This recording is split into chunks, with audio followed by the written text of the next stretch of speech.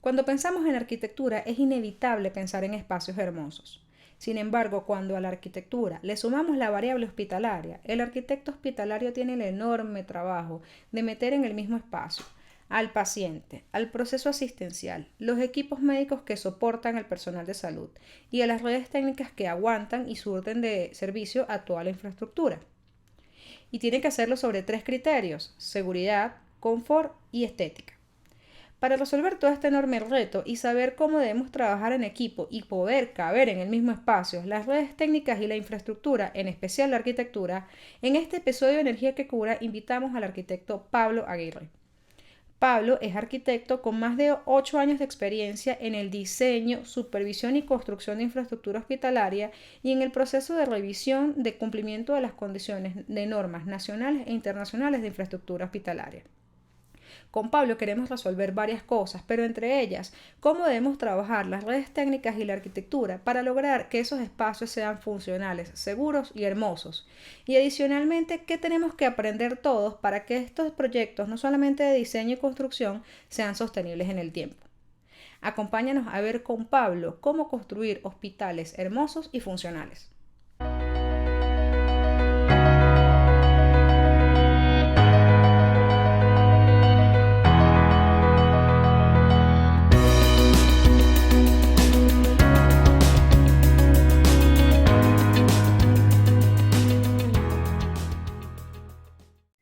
Hola Pablo, bienvenido a Energía que Cura. Qué placer tan grande tenerte por acá. Hola Eli, muchas gracias por dejarme estar en este espacio que nos ha servido tanto para las personas que estamos involucradas en la salud y que lo podemos hacer a través de este medio virtual y que nos va a servir a todos.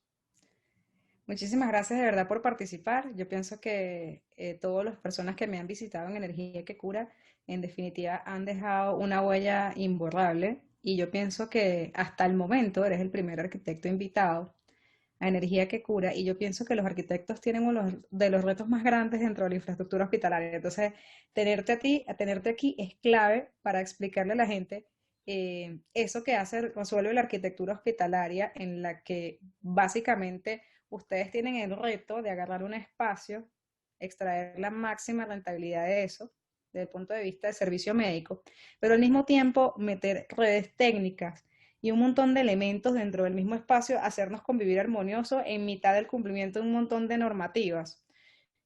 Pablo, dentro de todo ese reto que implica para ti la arquitectura hospitalaria, ¿qué se me escapa en todo ese proceso de meternos a todos dentro del mismo espacio?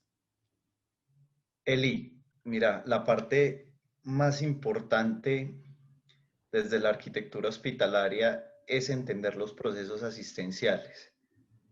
Esto es Ujú. primordial porque a la medida que nosotros entendemos cómo se presta un buen servicio, cómo es más eficiente, cómo es seguro para el paciente, podemos diseñar mejor. Podemos diseñar mejor en todas las especialidades.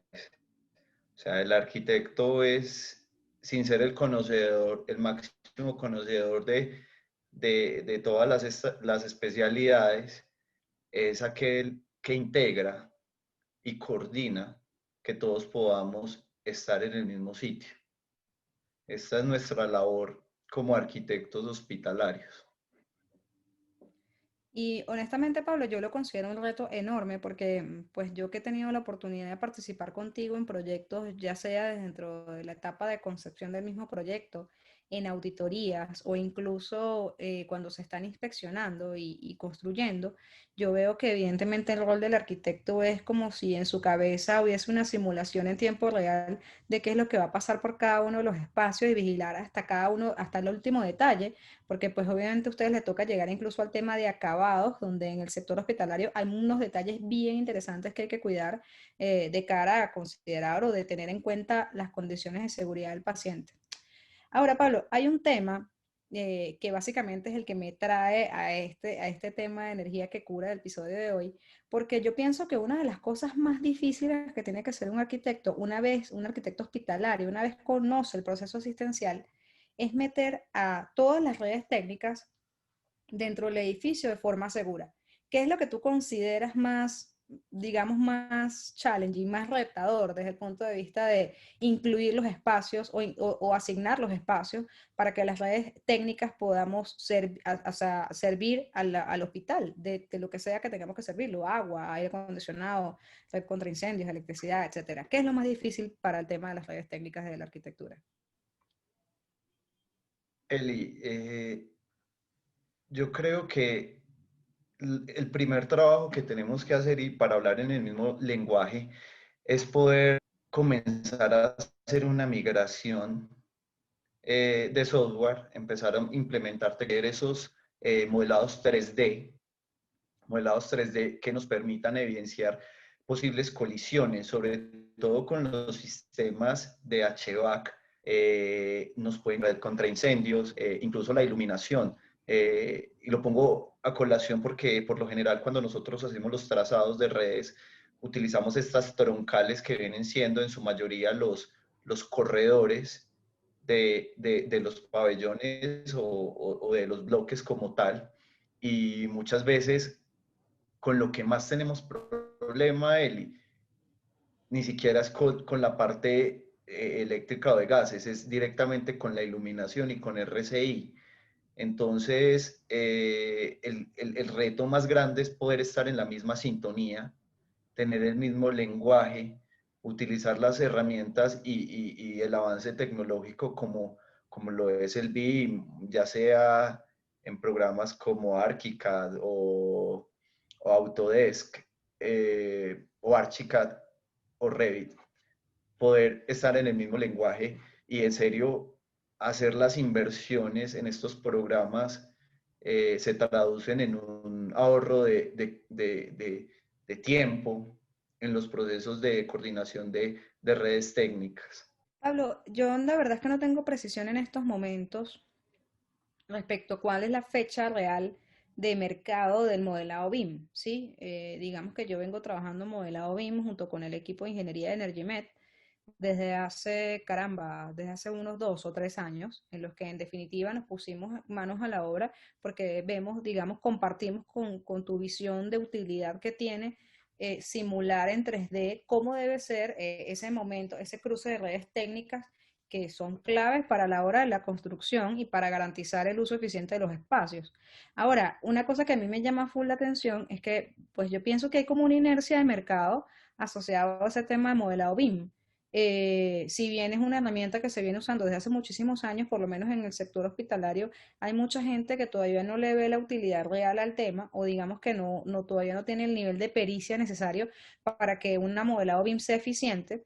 Y entonces seguimos trabajando en AutoCAD tratando de coordinar en 2D cosas que definitivamente son muy complejas. ¿Qué consideras tú que podemos hacer nosotros desde las redes técnicas o qué se puede hacer como sector al momento de que tú planificas un proyecto en diseño o si bien lo estás construyendo para lograr que sea un éxito todo ese tema del modelado BIM? El insumo que debe suministrar el arquitecto proyectista es el modelado arquitectónico y estructural. Esa es Okay. nuestra línea base. En serio que es darle las mismas condiciones y línea de base a todos los diseñadores técnicos. Ya en el programa que ustedes lo quieran modelar, pero la integración sí debe ser BIM. Eh, Eli, en serio que es la herramienta que mejor nos da costo-beneficio respecto a tiempos de coordinación. Uno creería que un proyecto en coordinación no se demora tanto si ya está diseñado y ya sabemos cuáles son los alcances y las características que queremos del proyecto, pero en realidad esta fase puede demorarnos y retrasar considerablemente las obras que vayamos a hacer. Sí, de hecho, fíjate que en estos días, casualmente, hablando de ese tema del modelado BIM, a mí me parece una herramienta fabulosa. De verdad que yo le he pedido a ingeniería recientemente que se ponga, como decimos nosotros, las pilas para lograr que los modelados sean la herramienta que sea, realmente nos permitan a la hora de la construcción lograr fraguar la idea tal y como se concibió, porque, por ejemplo, yo soy de la primera que repite en todos lados, mira, las cosas se crean dos veces, cuando uno las diseña, cuando uno las piensa y cuando uno las construye.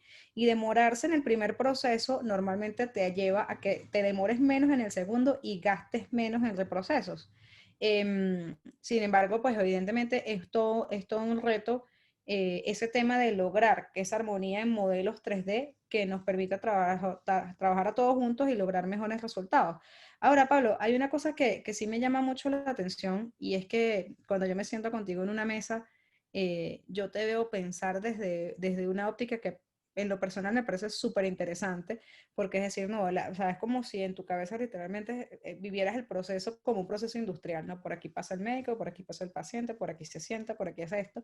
Digamos que desde el punto de vista eléctrico nosotros hacemos una validación similar, nosotros le llamamos la validación técnico-asistencial, que es asegurarnos que las redes técnicas, las redes eléctricas, más allá de cumplir con un requisito normativo, pues o sea, sean efectivas para cumplir las necesidades eléctricas de los procesos. Ahora, a pesar de que tenemos esos puntos de encuentro, yo a veces siento que los arquitectos y las redes técnicas pareciera que habláramos idiomas distintos. ¿Tú consideras que hablamos idiomas distintos? Y si suponiendo que sí, ¿qué se supone que deberíamos hacer todos los que cohabitamos en la infraestructura hospitalaria como para entendernos mejor? Eli, yo creo que lo más importante es un trabajo interdisciplinario, Ujú. no solamente desde la concepción proyectual de lo que queremos, en el que deben estar no solamente los especialistas técnicos, entiéndase HVAC, hidrosanitario, que muchas veces esto lo termina resolviendo infraestructura, pero sería bueno también apuntar a un ingeniero que tenga conocimientos en la parte hidrosanitaria, eléctrico, mecánico. Y lo más importante, Eli, es siempre involucrar a alguien que conozca el proceso asistencial. Okay. Yo soy muy fan, por así decirlo, de las enfermeras jefes. Ellas están ahí 7 por 24 en los servicios, incluso muchas veces conocen más el servicio o los servicios que los propios médicos. Entonces, en estas estrategias interdisciplinarias siempre es importante el papel de ellas. De igual manera, hago énfasis en los ingenieros biomédicos porque ellos son los que muchas veces hacen la investigación de nuevas tecnologías y nos dan ciertas pautas, no solamente para cumplir las metas del momento, sino, oiga, ¿por qué no dejamos esto pensado a futuro? Lo prevemos de una vez, lo calculamos de una vez, no solamente la parte estructural, calcular, oiga, esto me va a generar una carga muerta, necesito calcularlo, esto va a tener este uso en específico, necesito sacar y revisar normativa, sismoresistencia para ese uso. Eh, Necesito tener la capacidad eléctrica para poder implementarlo. Eh, en un contexto latinoamericano muchas veces uno no piensa a largo plazo, si mucho vamos a corto y mediano plazo, pero hacer esa inversión hoy de más la podemos recuperar y retornar en muy corto plazo una vez demos ese paso para ampliarnos. Sí, Pablo, porque es que, mira, yo siempre le digo a la gente, la infraestructura hospitalaria está viva, ¿sí? ¿En qué sentido está viva? Pues evidentemente es una infraestructura que requiere una inversión enorme para ser construida, pero que al mismo tiempo necesita tener un riguroso cumplimiento normativo y una flexibilidad para expandirse o cambiar, ¿sí? Sea porque se hizo una modificación de servicios o una ampliación de servicios o por renovación tecnológica de equipos médicos, por ejemplo. Y yo pienso que una de las cosas más difíciles, digamos, desde el punto de vista de lo que tú estás hablando, es lograr cohesionarnos como equipo para decir, bueno, listo, vamos a sentarnos no solamente a pensar en este proyecto como cómo va a funcionar una vez que lo habiliten y entre en funcionamiento, sino también cómo va a crecer o cómo sería posible que creciera. Y esos ejercicios evidentemente son súper necesarios de cara a brindarle no solamente a la institución, ¿sí? O a la dirección de la empresa, de la institución de salud, un futuro promisorio para todas las cosas que van a tener que hacer o van a querer hacer en un futuro con los servicios. A mí me parece que es clave que todos nos pongamos una visión un poco de futuro, decir, mira, ¿qué Sí. puede pasar con este servicio en cuanto a la ampliación? Es que, Eli, lo que nos debe motivar a todos es la constante investigación, o sea, seguir aprendiendo. Eh, a mí me gusta, por ejemplo, cuando estoy diseñando, sentarme con los equipos, con el personal, el recurso humano de mantenimiento de las instituciones, que muchas veces no es el, el directo con el contratista que diseñó, sino que es el insight de la clínica y estas personas saben un poco de procesos, saben qué les ha funcionado, qué experiencias positivas podemos replicar, eh, también nos indican cuáles son las malas experiencias que debemos evitar. Eli, por ejemplo, eh, voy a dar un ejemplo cualquiera. Oiga, yo sé cuál es la bombilla que me sirve, yo sé cuál es la bombilla que es fácil de instalar. Entonces yo como diseñador proyectista, ¿por qué voy a especificar una bombilla diferente que yo sé que me va a generar un sobrecosto en su mantenimiento, en su reparación, que es importada, sabiendo que podría tener una de muy buena calidad en stock nacional? Entonces esos detalles interdisciplinarios de recursos, de conocimiento son muy importantes, hacerlos partícipes de nuestros diseños. Eh, con el tema eléctrico, yo creo que el mayor problema, como ya lo dijiste, es el espacio, la falta de espacio, pero eso se puede solucionar si estamos en una edificación nueva, si estamos en una edificación antigua, siempre es importante hacer levantamientos. Hacemos unos levantamientos de alturas a cielo raso, de cielo raso a inferior de viga y viguetas y trabajar con lo que hay. He estado en proyectos donde en serio consideramos que no somos, no tenemos el espacio suficiente y siempre hay una buena solución, siempre y cuando estemos trabajando todos en eje, en unión. Sí, Pablo, porque digamos que lo primero que yo quería preguntarte es que, digamos que esa experiencia no la he tenido propiamente contigo, pero o sea, ya preguntándote desde el gremio de los electricistas hospitalarios al gremio de los arquitectos hospitalarios, o sea, literalmente yo le puse esto, las redes eléctricas no caben, porque a mí me han pasado cosas que van más allá de lo que uno se puede imaginar al momento que ves un proyecto arquitectónico nuevo. Entonces, ¿qué pasa?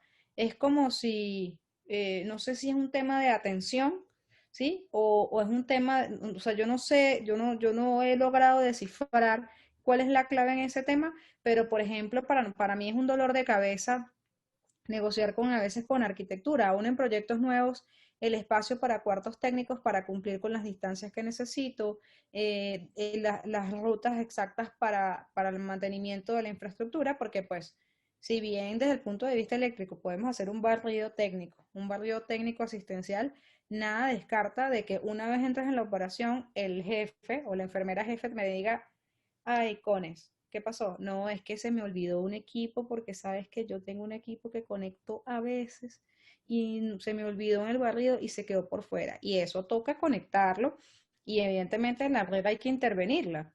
Hay unas muy buenas prácticas que podemos llevar a cabo y de hecho lo hemos hecho para instalaciones, pero en efecto es eso. Yo he tocado contigo varios temas de eso, pero yo sí quisiera entender a veces al gremio de la arquitectura para que me deje a mí o a la gente que hacemos diseño de instalaciones eléctricas o redes técnicas en general, qué es lo que nosotros podemos hacer como diseñadores de redes técnicas para funcionarnos o para servirles y hacerles más útiles a ustedes los arquitectos con ese montón de cosas que tienen que resolver todos los días. Te voy a dar un poco la experiencia que yo tuve como coordinador de proyectos de arquitectura de la cardioinfantil Ujú. y era nuestra metodología de trabajo es jefe del servicio que conoce el proceso asistencial, ingeniera biomédica, nos sentamos, revisamos las tecnologías que debemos implementar. La biomédica nos pasa un Excel, un inventario, cuál es el tipo de alimentación, cuántos tomas requiero y ya. Hacemos una sumatoria y con eso podemos sacar, por ejemplo, cubículos de UCI y cubículos y habitaciones de hospitalización. Esa es la manera más sencilla para curarnos en salud cuando estemos diseñando y proyectando y ya en obra. Porque esa modificación, ese comentario que nos llega de la jefe, estando en obra, nos vale dinero. Nos Sí. vale dinero. Sí, es que, o sea, cualquier imprevisto cuesta un montón de dinero. O sea, ¿por qué? Porque, no sé, cosas tan sencillas como han pasado a mí, como por ejemplo, no, mira, es que tenemos una habitación de recuperación tardía y entonces le queremos poner agua caliente. Y hayamos especificado, por ejemplo, un calentador de paso dentro de la misma habitación, porque pues, en general la infraestructura no requiere agua caliente porque no tiene Sí, internación ni mucho menos, y de repente vienen y te dicen, ah, jue madre, es que ahora cambiamos la especificación del calentador, y yo me llevo las manos a la cabeza, porque digamos que a pesar de que es algo tan rutinario o tan rudimentario como un calentador eléctrico, hacer una modificación eléctrica después de que ya está tendido el cableado y todo el tema, es un dolor de cabeza. O sea, el cambio de cualquier equipo me pone los pelos de punta y entonces empieza la ingeniería a decir, bueno, ok, ¿cómo lo vamos a arreglar? ¿Sí? Pero en efecto, cualquier cambio cuesta muchísimo dinero. Una cosa que a mí no se me puede escapar en esto es que yo sí quiero saber, mi dolor de cabeza es sentir que no quepo. ¿Cuál es tu dolor de cabeza con los ingenieros electricistas en hospitalarios? que no nos den certeza de que el trabajo que estén haciendo nos permita llegar a una certificación RETI. Ok. Tal vez porque el diseño o la intervención eléctrica eh, no se hizo con este especialista, tal vez llega otro especialista y en ese momento ellos hacen su trabajo. Cuando vamos a certificar, oiga, nos damos cuenta que este personaje no tuvo en cuenta las recomendaciones y toda la parte normativa de RETI. Eso sí nos podría generar un problema grande. Sí, porque digamos que nosotros como ingenieros, hay algunos que, o sea, yo voy a tomar la voz de todos los ingenieros, evidentemente no nos la sabemos todas, pero una cosa bien crítica que me pasa mucho con hospitalarios es precisamente ese tema, ¿no? Yo creo que yo me encuentro mucho con personas muy entusiastas que le interesa el sector hospitalario, pero que al mismo tiempo desconocen muchas cosas. Y yo pienso que esa vulnerabilidad que sientes tú es una de las principales cosas que tenemos que atacar como equipo para asegurarnos que la infraestructura pueda tener cosas súper chéveres y que podamos garantizar todos. Pablo, para cerrar este tema, yo tengo que preguntarte algo que le he preguntado a todas las personas que han pasado por Energía que Cura, y esa sección le he llamado Lecciones de la Pandemia. ¿Qué consideras tú que debemos aprender, en especial desde la arquitectura hospitalaria, para que esta pandemia, para poder librarnos de esta pandemia con el aprendizaje de lo que debemos hacer de futura, de cara a posibles futuras crisis que nos lleven a escenarios similares? Esa es bien interesante esa pregunta porque nos dimos cuenta que estábamos obviando cosas tan necesarias en el diseño. Eh, la que voy a decir que me pareció muy crítica es cuando uno está estructurando un proyecto en salud, los espacios que son más castigados son directamente los que están relacionados con el bienestar del personal asistencial. ¿Por qué? Porque esos espacios a mí no me generan ninguna ganancia. Sí. Entonces, estábamos reduciendo las zonas de estar y descanso. eh, Pasamos de, antes de tener camas para descanso de turno, pasamos a simples sofás. eh, Empezamos a generar desde el diseño malas prácticas, como omitir el vestir en zonas, no sé, como hospitalización, vestir de personal, porque muchas veces pensamos, pero el personal no necesita un vestier porque puede llegar cambiado, no lo requiere el nivel de bioseguridad. Pero entonces, ¿qué pasó? El personal asistencial estaba saliendo desde su casa con uniforme, aparte de que se contaminaba, llegaba contaminado a la casa, a la institución. Cuando salía de su jornada laboral, muchas veces eran agredidos y discriminados simplemente por tener el uniforme, siendo ellos las personas que están de cara no solamente a esta pandemia, sino a cientos de otras infecciones y turnos laborales extenuantes. Eso por un lado. Por el otro, importante entender cómo son los aislamientos. Esto es importantísimo. Eh, si no podemos generar rutas especiales para pacientes que tenemos sospecha de que son infectocontagiosos, por lo menos tengamos las condiciones tanto de presión como condiciones de ambiente eh, para tener esos espacios eficientes. O sea, yo tengo un espacio donde puedo tener a alguien que sospecho que está infectado o está inmunosuprimido, lo pueda tener en condiciones controladas, no solamente en urgencias, sino en cirugía, que yo pueda operar un paciente, pueda operar un paciente en condiciones de aislamiento, que no dejemos todo que sea por proceso, sino que lo podamos manejar desde infraestructura. Eh, Observación, importante tener los cubículos de aislamiento, recuperaciones donde tenga que mantener al paciente aislado, en fisioterapia, en hospital día, en,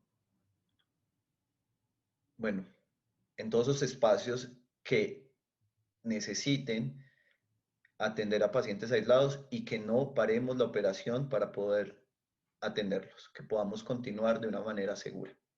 Esa ha sido la mayor experiencia de pandemia y aparte de eso, lo que se pueda teletrabajar, bienvenido sea. Estamos gastando metros cuadrados y electricidad, eficiencia energética, datos en un hospital, sabiendo que podemos tener a personal administrativo, podemos tener incluso hasta telemedicina, varias cosas que podemos hacer desde nuestra casa y liberar un poco no solo la clínica o el hospital, la institución, sino contribuir un poco con el medio ambiente, evitar huella de carbono, etcétera. De hecho, a mí me gustaría hablar un poco sobre algo que eh, también recae sobre el diseñador y el proyectista, el arquitecto proyectista, y está relacionado con la parte eléctrica. De una u otra manera, se llama eficiencia energética. El, con el solo hecho de saber cómo voy a implantar mi proyecto arquitectónico, por dónde me va a dar el sol de la mañana, por dónde me va a dar el sol de la tarde, puedo ahorrarme consumos muy, muy grandes Sí. en, en, en HVAC y en iluminación. Eli, sí, yo sé cuál es la proporción y las condiciones de luz que necesito, yo sé cuál es el tamaño del vano que necesito, es una parte bioclimática. Esto va a entrar en la nueva normativa de la 4445 resolución en Colombia para infraestructura en salud. Eh, Plantear sistemas alternativos de calentamiento de agua, indispensable, Eli. Esto en serio reduce los costos energéticos. Ustedes también están prestos a nuevas tecnologías. Es que el tema de investigación y nuevas tecnologías no solamente recae en el arquitecto y en el ingeniero biomédico, recae en todos los especialistas.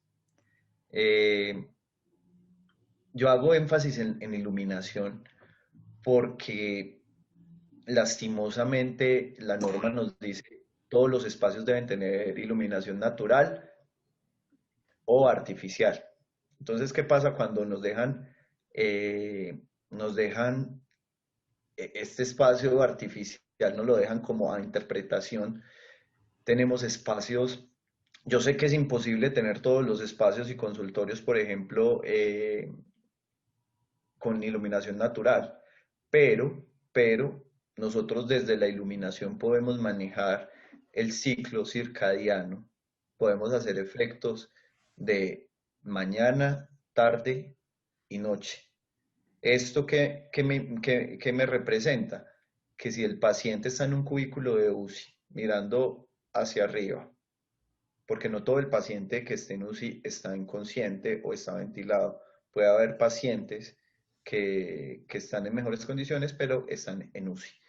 ¿Qué pasa con este paciente cuando no tiene la percepción de día y noche? Se me deprime, se me alarga la estancia, no tiene una correcta recuperación. Desde iluminación nosotros podemos eh, generar este efecto día y noche que nos van a servir. Vamos a tener una tasa de 2.5 de mejoría más rápido, tenemos mayor rotación de camas, mejoramos estadísticas intrahospitalarias. El personal asistencial muchas veces no sabe qué hora es, qué día es. Esto afecta la salud emocional del personal asistencial. Es, puede propiciar errores. Por ejemplo, un error de dosificación de medicamentos puede ser gravísimo. Entonces, desde la iluminación podemos hacer grandes cosas, siempre de la mano de la parte del eléctrico. Un ejemplo que me dice mucho mi jefe es, oiga, ¿usted qué opina si lo llevan en una camilla? Lo llevan en una camilla por un corredor con una luz central larga. Uno piensa que se murió. O sea, sale de Sí, cirugía, me morí y ya aparte no estoy. se termina, ¿no? O sea, una Exacto, cosa así viendo la recta luz. que no se termina. Exacto, entonces yo voy a tratar de no poner mi luz a eje de ese corredor, yo trato de ponerla a un costado de la circulación y puedo dejar por la mitad rociadores, detectores, etcétera. Toda la red contra incendios. Eh, Esto desde la parte general, importante cuando estamos diseñando, a mí me gusta hacer un plano de cielos rasos reflejados, en donde vacío todo lo que es iluminación, eh, red contra incendios y tapas de inspección. Te voy a hablar primero de la iluminación, después pasamos a las tapas. Eh, en los consultorios y en especial en hospitalización y y en UCI, todo lo que es internación, es aconsejable dejar una luminaria que no le dé en la cara al paciente, pero que sí tengamos cobertura sobre la parte del abdomen, de manera tal que ellos puedan percibir bien, el personal asistencial pueda percibir bien el estado del paciente. Y muchas Ujú. veces esa luz queda faltando. Entonces se le dificulta a las enfermeras encontrar venas, puede propiciar un mal diagnóstico. Ok. Entonces vemos cómo el diseño de algo tan sencillo está incidiendo directamente en la salud y en la seguridad del paciente. Eh, ¿Qué otras cosas nos pasan mucho? Por ejemplo, cuando uno va a instalar un panel, un cabecero panel donde yo tengo los tomas eléctricos y los tomas de gases, muchas veces los especialistas le dicen a uno, cuando van a instalar el panel, le preguntan, arquitecto, ¿dónde rotulo, dónde le pongo las tomas eléctricas? Y uno, ¿cómo así? Eso no viene en las instrucciones, muchas veces no viene y termina uno haciendo las modificaciones in situ. Entonces, les voy a dar un tip. Por ejemplo, casi siempre uno asiste e interviene el lado eh, no dominante del paciente. O sea, en un 80% somos diestros, entonces la no dominante es nuestra izquierda. Y por ahí es donde es por donde la enfermera canaliza al paciente. Entonces, ¿qué me implica que esté canalizado del lado izquierdo? Que ahí tengo mi bomba de infusión, que en su momento, si no está cargada, deberá estar conectada a, al cabecero hacia mi lado izquierdo. Yo por lo general siempre dejo las tomas eléctricas al lado izquierdo y gases los dejo al lado derecho, obviamente separados, distanciados por el tema de eh, eh, ¿cómo es que Una barrera de física que lo separa, ¿cierto? no, pero por el tema de combustión, Ok. el tema de combustión.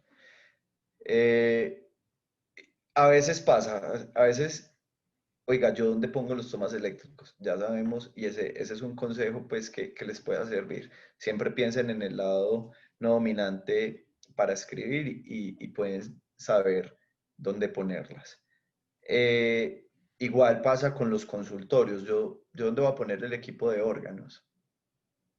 Bueno, sabemos que el paciente yo lo debo acceder por la derecha, entonces mucho cuidado con dónde ubico la camilla.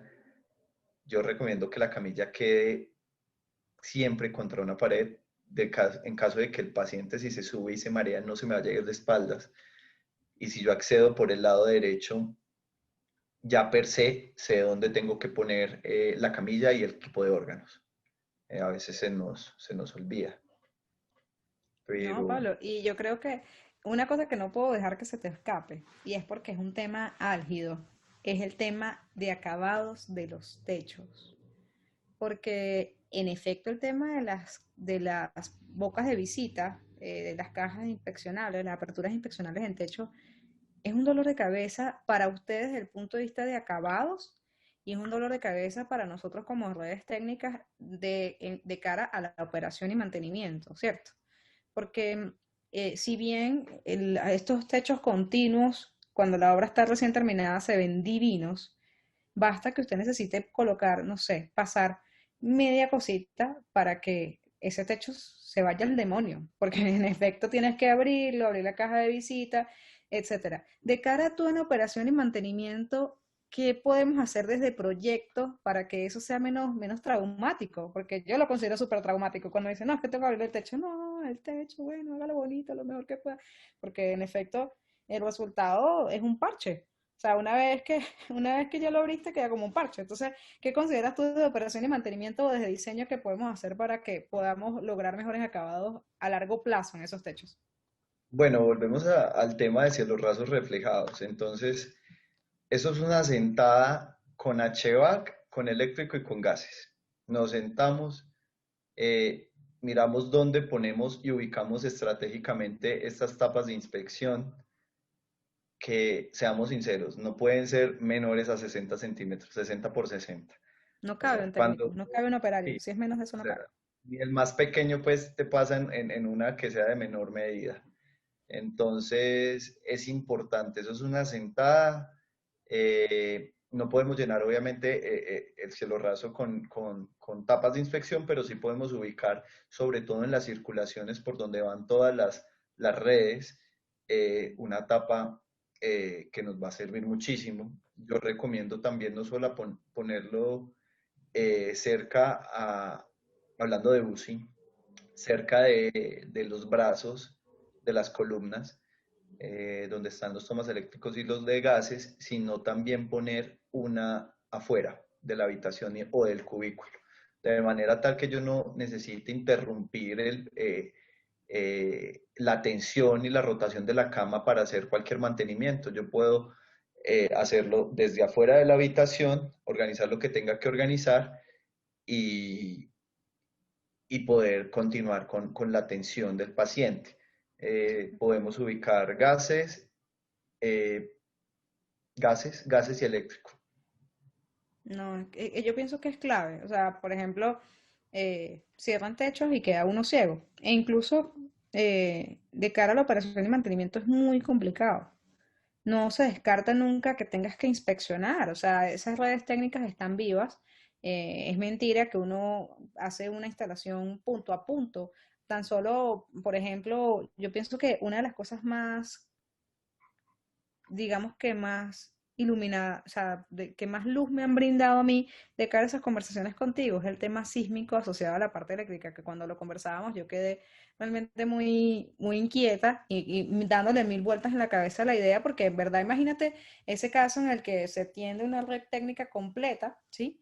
La red eléctrica y todas las redes pasan a través de una junta de dilatación de dos edificios que pues se unieron y digamos que ocurre un sismo y no hay cómo inspeccionar cómo quedó eso.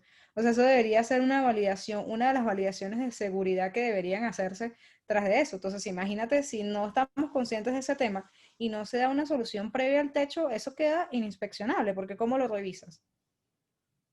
Exacto, Entonces, Eli. es complejo.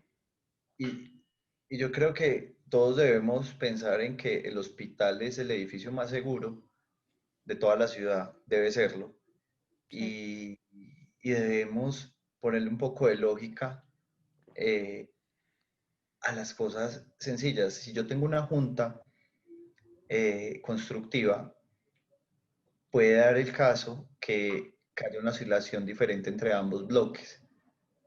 Entonces, yo no soy especialista en una parte técnica, pero sí le puedo solicitar a mi diseñador técnico que me garantice que la junta es para junta sísmica, que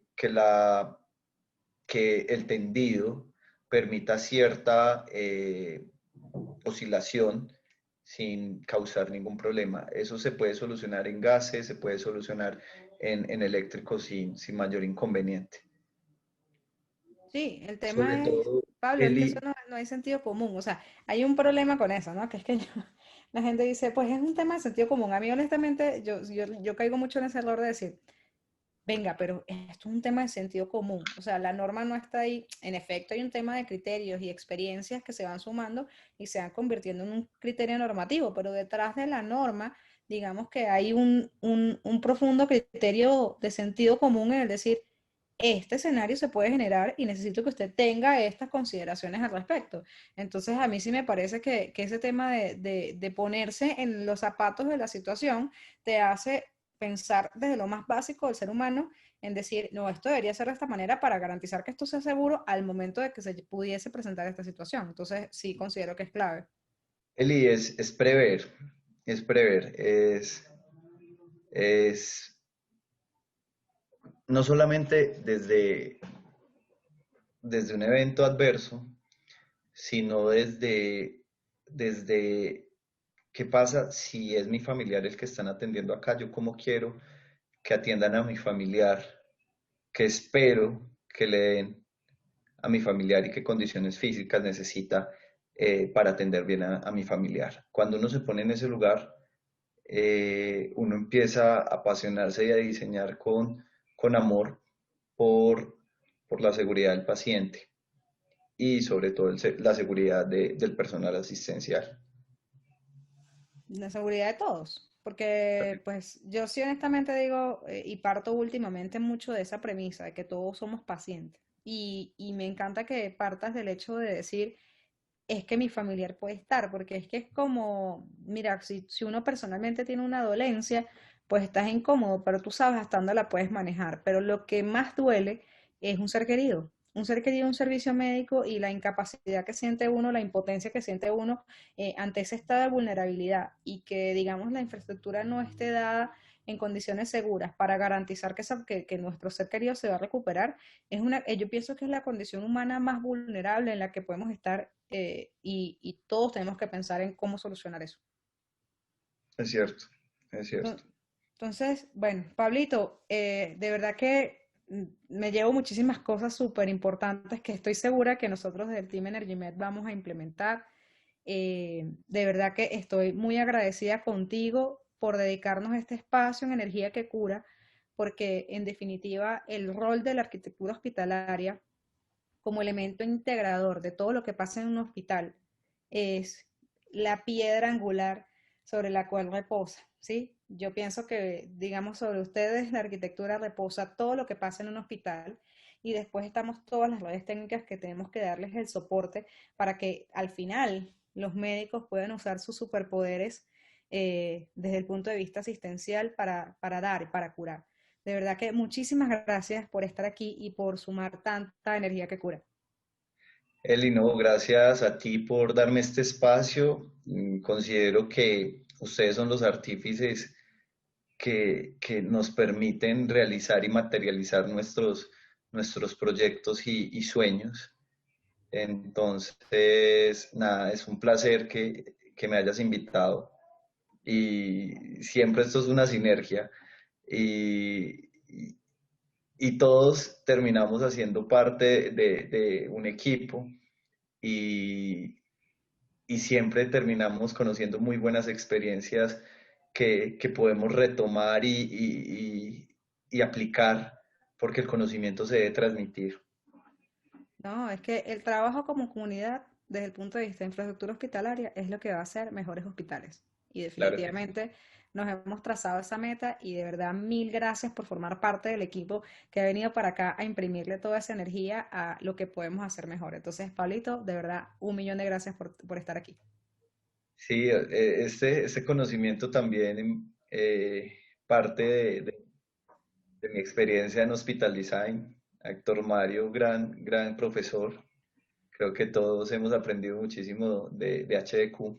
Sí, claro, sin duda alguna. HDQ, una empresa amiga de la casa Energimet y que de verdad compartimos algo muy importante que es esa filosofía del paciente del hospital no visto como una simple infraestructura, sino como un servidor para la salud. Y eso de verdad que es un factor que nos une y que nos hace sentarnos con ese gusto y esa sonrisa en los labios a decir qué espectacular vamos a crear hoy para sanar a las personas. Entonces, de definitiva, HDQ y Héctor Mario, que esperemos muy pronto lo podamos tener por energía que cura para que también nos aporte muchísima energía. Claro que sí, Eli. Quedo pendiente de tus nuevos podcasts. No, claro que sí. Sí, Esta otra, yo le contaba en el episodio anterior a Claudia, le decía a Claudia, es que para mí ser ingeniero electricista es muy fácil, lo que no es fácil es ser ahora jugar al periodista. Ellos se morían de risa, pero no, de verdad que he tenido la oportunidad de entrevistar a personas que son de la casa y que me hacen sentir muy cómoda y yo pienso que la pasión por todo lo que tenemos que hacer desde el punto de vista de infraestructura es lo que lidera todos estos procesos. Entonces, gracias a ti y bueno, esperemos que seas tan famoso como Energía que Cura con este episodio. Muchísimas gracias. Ojalá que sí. Bueno, Pablo, nos vemos pronto. Muchas gracias. Bien, chao. Definitivamente el sueño de construir un hospital es un reto enorme para los que hacemos vida en la infraestructura hospitalaria. De esta conversación con Pablo me llevó dos grandes enseñanzas. La primera, el poder y la importancia de ese trabajo en sinergia entre arquitectura, redes técnicas y el proceso asistencial para lograr la mejor solución posible durante el diseño y construcción de la infraestructura, pero pensando en lograr que la operación y mantenimiento sea segura y sostenible dentro de la institución. Y la segunda es permanecer dentro de nuestras áreas de expertise en constante investigación y compartir esos hallazgos y evidencias en comunidad para lograr fortalecer esa comunidad que cada día se propone superar ese reto de construir el mejor hospital para el paciente. Muchísimas gracias, Pablo, por compartirnos todas esas experiencias. Y tú que nos estás escuchando por Spotify, Apple Podcast o alguna plataforma de podcast, o nos estás viendo acá en YouTube y tienes alguna duda o comentario que quieras aportar, escríbelo aquí abajo en los comentarios o envíanos un correo electrónico a la dirección de correo que está en la descripción del episodio. Estoy segura que todo lo que podamos compartir y comentar será de muchísima utilidad para la comunidad que está persiguiendo el sueño del hospital seguro para el paciente. Yo soy Eli Cones y si te gusta esta información, sígueme en las redes sociales, especialmente en LinkedIn, donde estoy compartiendo muchísima información desde las instalaciones eléctricas hospitalarias y suscríbete acá en el canal y compártelo, que estoy segura de que todo este contenido podrá ser de mucha utilidad para esas personas que como yo estamos tratando de ser cada día mejores para ese paciente que nos espera en la institución. Muchísimas gracias por acompañarnos y nos vemos en el próximo episodio de Energía que Cura.